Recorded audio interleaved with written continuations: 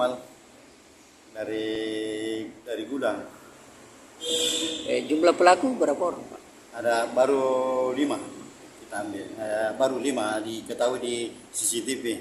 Tapi yang di luar kita tidak tahu karena ada yang mata-mata, ada di luar pagar, ada di depan sini, ada di kamimbar. Yang operasi di dalam itu sekitar ada 4 orang. Ditafsirkan yang hilang uangnya? Ya. Yang hilang uangnya berapa jumlahnya? Kalau uang biasanya kalau kita habis lebaran begini kita hitung ya sekitar 25 juta. Karena kita ini sekarang selama ada kajian begini kita belum hitung berapa jumlah dalam karena itu kota itu kota Celengan itu karena kita satukan hampir penuh karena banyak itu jamaah di sini saksikan kemarin sebelum dihitung. Sampai saat ini Pak sudah melapor atau bagaimana, Pak? Sudah. Malah tadi malam sudah diambil 4 orang. Tinggal pelaku yang lain belum diambil karena barangkali Pak polisi itu semenjak pencari yang pelaku yang lain. Adapun kejadian ini berawal daripada kegiatan Idul Adha, di mana anak-anak ini dia juga membantu dalam pelaksanaan ini mengumpulkan celengan itu sendiri, mengedarkan celengan itu. Setelah celengan itu dimasukkan di masjid,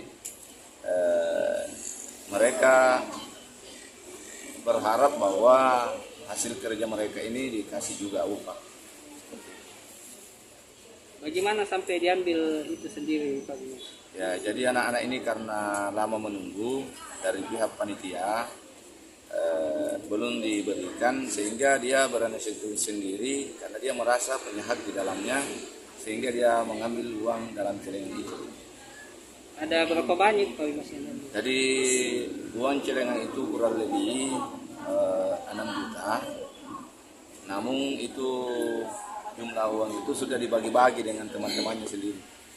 Ada berapa orang itu, Pak? Kurang lebih 10 orang. Pak Mas katanya mereka ini warga sekitar masjid sih, Pak. Ya, jadi memang anak-anak ini sendiri dia termasuk remaja masjid sendiri yang ada dalamnya. Ya, jadi anak-anak ini memang dia bekerja sendiri di masjid. Dan dia di sana termasuk membantu pelaksanaan ibadah, khususnya dia pada saat tertentu dia yang asal sendiri di masjid. Artinya ada miskomunikasi ini, Pak Mas ya, antara panitia sama anak-anak ini. Ya, miskomunikasi yang tidak nyambung sehingga terjadi seperti ini.